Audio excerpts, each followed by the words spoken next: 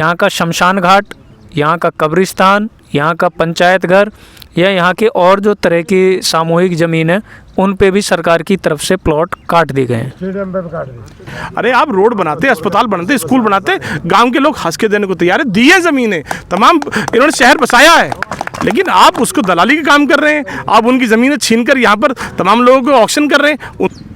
राजेश पायलट साहब जब जीवित थे उन्होंने आपके गांव से संबंधित एक समस्या का समाधान किया था। उस समय बड़े बुजुर्गों ने किस तरह से पहल की और पायलट साहब का उस समय ग्रामीणों के तरफ किस तरह का रुझान था, पायलट साहब ने कैसे अपनी सत्ता सरकार में ग्रामीणों की बात रखी। सत्ता सरकार के लिए बडौली प्रहलादपुर के धरना स्थल से 52वें दिन बहुत सीखने लायक बातें आई हैं, बहुत सहयोग वाली बात आई है।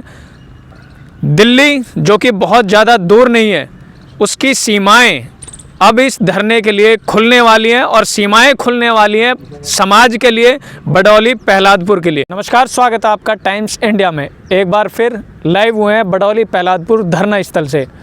धरने पर लगातार ग्रामीण बैठे हुए हैं अपनी मांगों को लेके।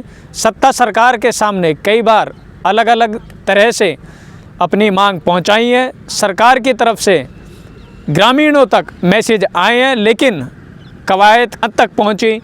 क्या गांव और मजबूती से आगे अपने धरने को दिल्ली की तरफ लेके जाएगा?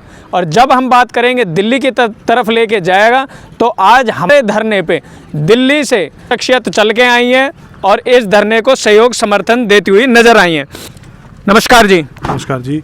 परिचय के साथ शुरू कीजिए। आप किस तरह से बडौली प्रहलादपुर धरने को समर्थन सहयोग करेंगे? देखिए, मेरा नाम योगेश डेड़ा है, मेरा गांव दलूपरा है और हमारे साथ गाजीपुर से सोनू भाई, सुनील भाई, पेड़न जी से सतीश भाई, नंबरदार जी, तिहाड़ से जितेंद्र भाई, धर्म भाई, पेड़न जी से तमाम क्षेत्र के लोग, दिल्ली के लोग, हरियाणा के लोग अपनी इस समर्थन को यहाँ देने आए हैं, ताकि सरकार तक ये मैसेज जाए कि ये अकेला समाज नहीं खड़ा है कि जिन तुम कुचल दोगे। ये अभी तो सिर्फ मैसेज गया है, अभी हमारे लोगों में दर्द अभी शुरुआत हुई है और सरकार अगर नहीं मानी तो ये लड़ाई बहुत लंबी चलने वाली है, क्योंकि ये अन्याय है और अन्याय के खिलाफ हमेशा जो जागृत कौम होती है, जो समाज होता है, जिनका दर्द होता है कि गलत हो रहा है और वो गलत कभी बर्दाश्त नहीं करते हैं, गलत के खिलाफ लड़ते हैं और जीतना उन्हें आता है। ये दबने वाले लोग नहीं हैं। किसानों से पहले भी सरकार लड़ी थी, जब 3 उन्होंने बनाए थे कानून, काले कानून, और उस पर उन्हें झुकना पड़ा था। इस बार भी झुकना होगा। ये किसान लोग हैं, अपनी मेहनत से जिया है, कोई छीना झपटी के नहीं करते, कोई फ्रॉडबाजी नहीं करते। माल्या की तरह लेके यहाँ से पैसे भाग गए और तुम्हारे समर्थन से वहाँ जिंदा है। वहाँ पर तमाम सारे नीरव मोदी हो या तमाम लोग हों, ये लोग हैं जिन्होंने अपनी ज़मीनें बचाई हैं, अपने बच्चों के भविष्य बचाना चाहते हैं और ये कुछ भी करेंगे, जिएंगे, मरेंगे, अपने हक को लेकर रहेंगे।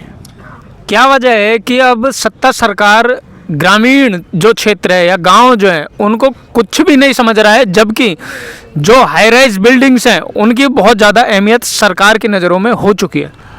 थोड़ी सी गलती हमारे लोगों की उस समय ये रही कि हमने खासकर किसान लोगों ने बिल्कुल आंखें बंद कर सरकार को समर्थन दिया और आज उसका नाजायज़ फ़ायदा वो उठा रहे हैं। जब उन्होंने समर्थन दिया क्योंकि उन्हें विश्वास था कि अच्छा करेंगे, और आज कुछ लोग, खासकर कुछ पॉलिटिकल लोग इस तरह की बदतमीज़ी कर इस तरह की षड्यंत्र कर कुछ खास गांवों को, कुछ जगह लोग, वहाँ के लोगों को बर्बाद करना चाहते हैं और ये वो फंस गए हैं। अगली बार ऐसा नहीं होगा। उनकी असलियत सामने आ रही है और सरकार की भी नीयत सामने आ रही है। उसके खिलाफ ये आंदोलन होगा तो ये इसका मैसेज पूरे उसमें जाएगा। अब दोबारा नहीं फंसेंगे। इस बार तो लड़ाई लड़ रहे हैं, लेकिन लड़ाई का दर्द पूरे क्षेत्र में है। हर घर, हर उस घर में है जिनके चूल्हे में आज चूल्हा नहीं जल रहा है, दुख में वो महिलाएं परेशान है, जिनको मालूम है कि हमारी ज़मीनें भी चलेगी और हमें कुछ मिला नहीं, हमारे बच्चों का भविष्य क्या होगा। उन पॉलिटिकल लोगों के खिलाफ भी लड़ाई है और उस अन्याय के खिलाफ भी ये लड़ाई है। अभी कुछ समय पहले हमने देखा कि ऐतिहासिक गांव अनंगपुर में भी इस तरह की कार्रवाई हुई। आसपास के क्षेत्र में भी हम देखते हैं। अगर हम दिल्ली की बात करें तो तंबू नगर हो गया, जसोला हो गया, मदनपुर खादर हो गया या फिर और भी गांव हैं। ये डिमोलेशन ड्राइव कितना आसान हो गया है सरकार के लिए? देखिए, अगर अनऑथराइज कोई चीज़ है और मालूम है कि रोड पे या कोई गवर्नमेंट का कोई इस तरह से प्रोजेक्ट है तो बात अलग होती है, वो पूरे एक समाज के काम आती है कोई चीज़ है। यहाँ पर तो 645 रुपये गज के लेके आप 2 लाख रुपए गज का ऑक्शन कर रहे हैं, आप दलाली कर रहे हैं, आप प्राइवेट लोगों को माल बेच रहे हैं अपना, और उन लोगों को नहीं दे रहे हैं जिनकी ज़मीनें थी। अरे आप रोड बनाते, अस्पताल बनाते, स्कूल बनाते, गाँव के लोग हंस के देने को तैयार है, दिए ज़मीनें तमाम, इन्होंने शहर बसाया है, लेकिन आप उसको दलाली का काम कर रहे हैं। आप उनकी ज़मीनें छीन कर यहाँ पर तमाम लोगों को ऑक्शन कर रहे हैं। उनकी जिनकी ज़मीनें थी उनको क्या दिया आपने? आप बेवकूफ़ नहीं बना सकते और ना ही बनेंगे। अब हजार साल पहले जो हमारे पूर्वज जिन्होंने जंगल चुने, नदी चुनी, बीहड़ चुने, क्या इनके आने वाली पीढ़ी, क्या हमारी आने वाली पीढ़ी अपने गाँवों में अपना अस्तित्व कायम करने में कामयाब होगी या फिर ये कुचल दिए जाएंगे? देखिए, जो खून होता है ना जी, वो अपना रंग दिखाता है। और ये हमारी जो कौम है ना, मार्शल कौम है। हमारे जो क्षेत्र में किसान लोग हैं, ये लड़ाई लड़ने जाते हैं। इन्होंने अपना पसीना बहाकर अपनी बच्चों को पाला है। ये खून बहाना जानती है। किसान जवान इन्हीं लोगों के हैं। तो मेहनत करना आता है, अपनी लड़ाई लड़ना जानते हैं, एंड तक लड़ेंगे, कुछ भी करना पड़ेगा वहाँ तक जाएंगे। अभी सिर्फ सेंट दे रहे हैं। सरकार को उस दिन समझ में आएगा जिस दिन ये आंदोलन बड़ा रूप लेगा, सरकार की आंखें उस दिन खुल जाएंगी कि तुमसे कितनी बड़ी गलती हुई है। हमारे साथ और भी सम्मानित सदस्य हैं, उनसे भी जानेंगे उनके विचार। नमस्कार जी। हाँ जी, नमस्कार जी। परिचय के साथ शुरू कीजिए। अब ऐतिहासिक गांवों के ऊपर प्रहार शुरू हो चुके हैं। देखिए, मेरा नाम सुनील बसोया, गांव पुरानी प्लंजी, न्यू दिल्ली। मैं यहाँ गांव बड़ौली आज दिनांक 18 जनवरी 2026, ये गांव की जो पीड़ा है आज पूरे लगभग हिंदुस्तान में, क्योंकि ये किसान से जुड़ी पीड़ा है और इस पीड़ा का दर्द वही जान सकता है जो इस चीज़ से जुड़ा हुआ है, जो अब फ्लैटों में रह रहा है, जो सेक्टर्स में जो रह रहा है, या जो बेचारा बाहर ही आके जो बसा हुआ है। उनकी 2 पीढ़ी, 3 पीढ़ी, 4 पीढ़ी ये अपना सब कुछ खो खा कर आज वो समझ से बाहर हैं। लेकिन आज यहाँ जो धरने पर बैठे हैं वो सब लोग किसान हैं, और किसान हैं तो वो ये देख रहे हैं कि जो सरकार यहाँ पर एक व्यापार गर्दी, ये कोई देश हित का कार्य नहीं है। ये कार्य है ओनली प्रॉफिट के लिए ही ये सब किया जा रहा है।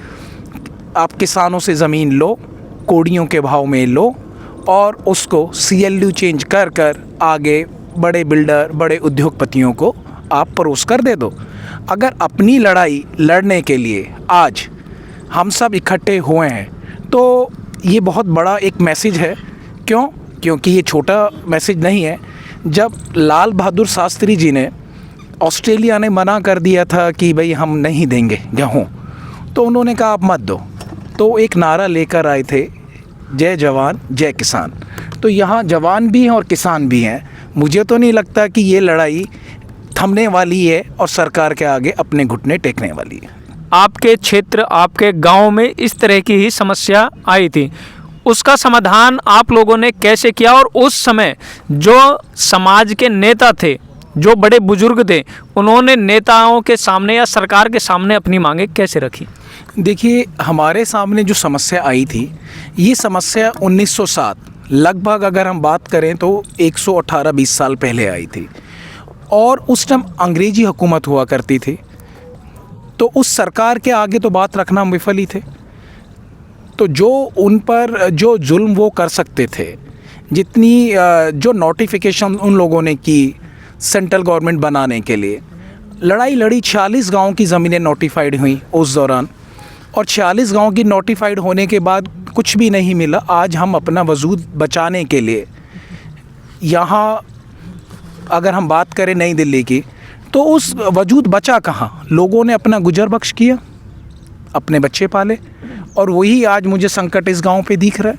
अगर क्यों, हम तो भाई किसान लोग हैं, हम कोई बहुत ज़्यादा शिक्षित नहीं है, हम तो अपना खेती करके, पशुपालक करके यही काज हम कर सकते हैं। और अगर सरकार हमारी ज़मीनें लेती है, जो गाइडलाइन है सुप्रीम कोर्ट की, उसके अधीन आकर वो हमसे समझौता किया जाए, हम उसके लिए कोई मना तो नहीं कर रहे हैं। लेकिन आप सुबह 6 बजे आकर 5 बजे आकर बिना कोई नोटिफिकेशन देकर आप इस तरीके की तोड़फोड़ करते हैं, इसे क्या बोलेंगे? इसे जुल्म बोलेंगे, इसे तानाशाही बोलेंगे। दिल्ली में एक नारा चला, जहाँ झुग्गी वहीं मकान। क्या हमारी हालत ऐसी है? हज़ारों वर्ष पुराना हमारा इतिहास, और आज हम अपने इतिहास को ढूंढने में लगे हैं, तो इसको क्या बोला जाएगा? यहाँ के जो स्थानीय ज़मीन से जुड़े मुद्दे हैं, आपकी जानकारी के लिए मैं बताना चाहूँगा, यहाँ का शमशान घाट, यहाँ का कब्रिस्तान, यहाँ का पंचायत घर या यहाँ की और जो तरह की सामूहिक ज़मीन है, उन पे भी सरकार की तरफ से प्लॉट काट दिए गए हैं। देखिए, इससे ज़्यादा शर्मनाक बात क्या होगी? आपने जैसे बोला कि क्रिमिनेशन ग्राउंड, शमशान भूमि, अगर एक सरकार उस चीज़ पर भी अपनी नीयत ख़राब कर कर बैठी है, तो उससे ज़्यादा शर्मनाक कुछ नहीं हो सकता। बारात घर, स्कूल, ये तो जन सुविधाएं हैं, लेकिन अगर शमशान घाट तक ये लोग इतना सोच कर बैठे हैं, तो इसका क्या हल होना चाहिए? इसका जवाब हिंदुस्तान के किसान, जनता ज़रूर देगी। राजेश पायलट साहब जब जीवित थे, उन्होंने आपके गांव से संबंधित एक समस्या का समाधान किया था। उस समय बड़े बुजुर्गों ने किस तरह से पहल की, और पायलट साहब का उस समय ग्रामीणों के तरफ किस तरह का रुझान था? पायलट साहब ने कैसे अपनी सत्ता सरकार में ग्रामीणों की बात रखी? देखिए, उस ज़माने में 2 बड़े लीडर हुआ करते थे, राजेश पायलट साहब और रामबीर सिंह बिधूड़ी जी। उन्होंने दोनों ने ये बात हेड सेंट्रल गवर्नमेंट तक पहुंचाई कि आपके समीप एक इतना गांव है नई दिल्ली में, पीएम हाउस के इतने नियर बाय एक गांव है, और उनको इस तरीके की परेशानियां हैं। तो जब वो लोग वहां पहुंचे, तो माता जी इंदिरा गांधी जी उस टाइम बैठकर एक बैठक लिया करती थी। तो उन्होंने अपनी बातें रखी कि भाई, हम लोग किसान हैं, और हमारी ज़मीनें जो ब्रिटिश गवर्नमेंट के दौरान 1907 में ली गई, और आज हमें सब मुसीबतें, परिवार हमारे बढ़ रहे हैं, हमें सरकार की तरफ से कोई भी सुविधा नहीं है। तो और इस तरीके का जुल्म जो सरकार अब कर रही है, इतना तो गोरों ने भी नहीं किया, अंग्रेज़ों ने भी नहीं किया। तो माता जी को शायद ये बात ठेस पहुंची, और उन्होंने उसी वक्त नगर पालिका के जो चेयरपर्सन थे, उनको ये नोटिफाइड किया और मैसेज दिया गया कि भाई, आप जाके इस गांव की पीड़ा को सुने और उनको हल दिए। और हल निकला, लेकिन हल निकलने में लेट बहुत हो चुका था। यहाँ अभी कोई लेट नहीं हुआ है, वहाँ 50 साल निकल चुके थे, शहर बस चुका था, और अपनी वजूद की लड़ाई हम लड़ ही रहे थे। वो तो उखाड़ फेंक थे। अगर उस वक्त भी जो मिला, जैसा मिला, वो लेकर बस अपने आप को उन्होंने समझा लिया। तो समाज के लिए, सत्ता सरकार के लिए बडौली प्रहलादपुर के धरना स्थल से 52वें दिन बहुत सीखने लायक बातें आई हैं, बहुत सहयोग वाली बात आई है। दिल्ली, जो कि बहुत ज़्यादा दूर नहीं है, उसकी सीमाएं अब इस धरने के लिए खुलने वाली हैं, और सीमाएं खुलने वाली हैं समाज के लिए, बडौली प्रहलादपुर के लिए। धन्यवाद, आप जुड़े हुए थे टाइम्स इंडिया के साथ।